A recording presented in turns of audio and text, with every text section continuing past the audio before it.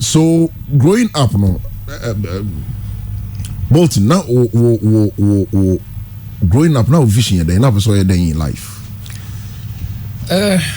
Okay, when I was fortunate to have parents who were very, very supportive. Okay. You see, my both of them, and I didn't grow up from a rich home at all. I mean, we were poor. Poor, the word poor or average? No, poor. Oh. We were poor, and this was in London. So to be poor in London,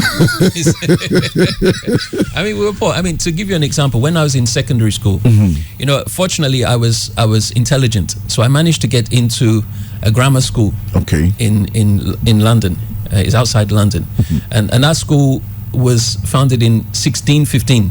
Wow. So it's like only the rich and the best of the best get in. So I managed to get in based on my exam results. Your performance. My performance. So I was surrounded by rich kids. Okay. For instance, lunch. I had to go to the headmaster's office and get a lunch token. You get me? To go and then have lunch because my parents couldn't afford, to be giving me money every day for lunch. You see the thing? My clothes were second-hand clothes. You see the thing? So I grew up from a not a privileged background. But then, even then, my dad, he wanted the best for me. So I remember when I was 9 years old, that was when computing was starting to now become a thing. Okay. And I mean, way before laptops or anything like that. This would have been in the early 80s. So that early 80s. Yeah. Was it that? 5? No, that was even before floppy disks. Okay, floppy disks. Yeah. So they used cassette. Okay. So the computer he got me was a second-hand computer, and I think he bought it for £50 or £100 at those days. Yeah, and that was for my birthday present when I was 9 years old. Okay. And it had 4 kilobytes of memory. Okay. Now, to give you an idea, 4 kilobytes of memory is like 2 pages of typing. Okay. That's what 4 kilobytes of memory is. You see that? Now laptops have gigabytes and terabytes. Yeah. It's I mean, hundreds of thousands of times more. But basically from that, I then started using it and then trying to make the most of it. And he then, every time I outgrew the computer, he would find a way to get me another one. So it wasn't the latest computer. It was like old school. Yeah, but he still managed to encourage me. So by the time I was, I think, 12 years old, I then started doing bits and pieces of work for some of his. My father was like a general, what we call an odd job man in UK. We call him odd job man. So he's like, he can do building, he can do plumbing, everything. Yeah. He was even a tailor. He was a soldier before. He was a tailor. He drove lorries. Anything goes. Anything. So it's a ways and means to survive. He said the thing. So he always made sure that we had food on the table. He said the thing. So when I was 12, some of the people that he was working for, some of them were business owners and rich, wealthy people, and they needed spreadsheets. That time, this was before even Microsoft and Bill Gates had even made Microsoft and all that. It was now coming up. They had something called, it was before Lotus 123, it was a spreadsheet basically. Okay. So you use it WordPerfect? No, that was before WordPerfect. There was WordStar, anyway, but this, basically I had to type spreadsheets for them. So it was like their cash flow forecast, their budget, things that they have to send to the bank. I was preparing it for at the age of 12. At the age of 12, and then they would pay me some £1, and for me that was cool. Those days. So I learned how to program, how to code. So by the time I was 15, I'd actually started a business. You're used to the machine now. Yeah, because it was, it was part of me. So by the time I was 15, I was doing business and I was getting contracts from companies in London. That time I was making £5,000, £10,000 at pop, you sort of thing. And then by the time I got to 17, I'd created a software system for the Royal College of General Practitioners in UK. So that was where it was a software system that if you put it in your hospital or your clinic, it has a complete list of all your patients, all your clients, their history, the drugs they've been taking, every prescription that's been given to them.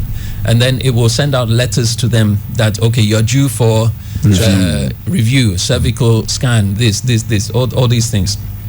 So that thing was, at that time, I was selling it for, I think, £5,000 per installation. Okay. But what came to mind to do that? It was actually my family doctor, who my dad was also working for, building stuff like that. So he became very close with me, and he actually started helping financially and all of that to put the business together. Right. So he suggested that, look, the government is now, this was in 1990, before the internet, before there's nothing like social media, internet. So and that's when you had the discs that you have to put in and then close the drive.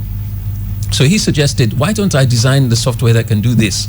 If I can do that, then it'll be very beneficial to all the doctors and so on.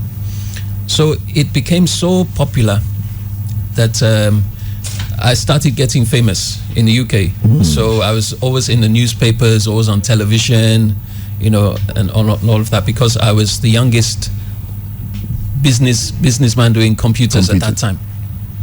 And then there was this big drug company called Ciba-Geigy. It's a German, I think they've been bought out by Pfizer, one of those huge drug companies now. So they called me one day with my dad to they have a headquarters somewhere in the country. They picked us up with a limousine, took us there, and they showed us around, and then they showed us that they had the same software, right, doing the same thing, but on a much bigger computer. And they were selling theirs for £250,000. They are selling it? I mean, to the doctors. Oh, okay. They were selling it £250,000 per installation. Mine was £5,000 per installation. Times two. Times like 10. From 5,000 to 250. So they said, look, we want to buy your software. And then they offered £2 million. They're buying it off. They want to buy it so off. that it doesn't belong to you again. So they offered £2 million at that meeting. And then so I asked, okay, so why do you want to buy it, even though you already have it? Exactly. And you're obviously a much more reputable company than me. So they said, oh, we want to buy it and then shelve it. Shelve it? What do you mean by shelve it? They said, oh, we'll basically we won't use it. What was the difference between yours and theirs? They did the same thing. It's competition. They want to cut you off, and then they did exactly the same thing. Okay, but they want to buy yours. They want to buy mine because they realize that I will kill their market with their price. And the fact that because if a doctor can pay £5,000 for this thing, and then £250,000 back then, that in 1990, that was huge money. So these doctors had to be paying, every month they had to pay huge thousands of pounds. So they wanted to just kill my product. Then go and find something else to do. And I said no. So I left it, and then continued selling, and it was selling very, very well. Every day, the doctors were coming to buy it, and I was employing people. That time, I think I had up to about almost 10 people that I was employing to be going to install and train and all these things. And then that was when West Africa, I don't know if you remember the West Africa magazine back then. West Africa magazine. They did an article because I had mentioned in one of the TV interviews that my mum was Ghanaian. Oh, okay. So then they came, and then there was this whole story that Mami Water has taken me and some long story. Going into Mami Water has open a creative story now. No, what happened is when I came to Ghana when I was, I think, 4 years with my parents, and we went in Otuam. Otuam, okay. So the previous chief, Nana Bolton, who was my grand uncle, okay, he was holding me, and then we were at the beach, and I was pointing into the sea that I can see a woman there in the sea. Okay. So everybody was looking and nobody could see anything. So they said, "Oh, then it's Mami Water." so because of that, they twisted the whole thing and said that Mami Water has taken me and given me all these powers, these blessings. Yeah. And then Chairman Rawlings, this was 1990. He saw the article and called the British, the Ghanaian High Commissioner in London. And they called me and said, "Oh, look, they want me to come to Ghana and basically help the government." Yes. And this was before NDC. This was PNDC time. PNDC time, yeah. So there were no opposition, no democracy, nothing at that time. So my mom said no. She was dead against it. She's dead against it. Not even the politics, but she didn't want me to come to Ghana because it's like she spent all her life trying to get away because she left in the 60s with all the problems with Nkrumah and all that. So she spent all her life getting out. And then her son, after doing all this and sacrificing, and things are now going so well. I mean, I bought my dad cars and my mom set out the house and everything, washing machines and all these things. And it's like, you're going back to Ghana for what? You're going to destroy your life. So my dad said, no, let's go. So it was a big... it was a big problem. But one thing, I always had a problem in UK in that I never felt like I belonged. You belong, okay. You see the thing. Especially growing up, being mixed race. When you're there, it's funny, when I'm in Ghana, they see me as Obroni. But when I'm there, I'm black. Yes. Why is it so? Most the perception there. Even if you have 15% of you're black. blackness in you, you're black. They're very racist. But most of you guys too also believe you are from Africa. That's you see. Most bricks they prefer the black side. The reason is because when I came to Ghana, I felt at home. Welcomed, accepted. You see the thing. Whereas there, you're always trying to prove yourself. You see the thing. That's why you see the Serena Williams and the Tiger Woods and all that. They always have to do more to get to the top. And then the moment you slip up, you see what they did to Tiger and the rest. They're always looking. Even Michael Jackson, look what they did to him. You see, and R. Kelly, all the rest. The least thing, they will make sure that they cut your legs. You see the thing. So I felt at home in Ghana, and basically, for me, money. I've never chased after money. Money will come when it needs to come. You see the thing. If you're doing the right thing, you'll get. I always believe you will get what you need at that time. You see the thing. I shouldn't be chasing after, because then you'll make silly decisions, and at the end of the day, you won't be happy. You see the thing. So anything I do is because I want to do it. You understand? It's because I want to do it. So that's how I ended up in Ghana. That's when I came and I saw that there was so much need for what the gift that I had. I could do so much here. You see the thing. And the first thing I did was I computerized the airport. The Ghana Civil Aviation Authority. And that's in fact how you guys met. We met. We've been working. I started working with Ghana Civil Aviation for all the way to now. Maybe also quite far, so I also call computer. But before then, let's listen to this. Chit-chat will take place as we are playing it. Okay. David Bolton's new music video, Odo Foforo.